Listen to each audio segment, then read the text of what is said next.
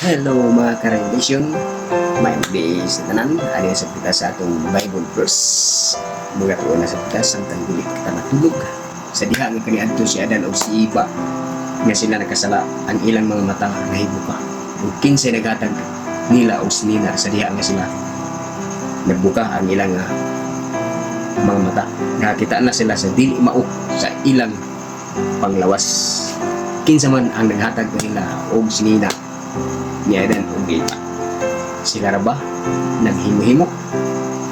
Karon atong patubagon ang Genesis 3:21. Ngayon diri, og siyo ba nga Diyos nagbuhat alang kang Adam og sa iyang asawa mga sinina nga panit og iyang gibistihan sila.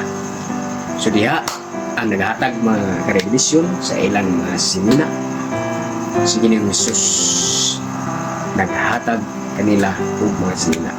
Sumo kini atong minugbo nga Bible verse ning takna sa gabion. Magayon ako ninyo maayong gabi mga karevelasyon o God bless.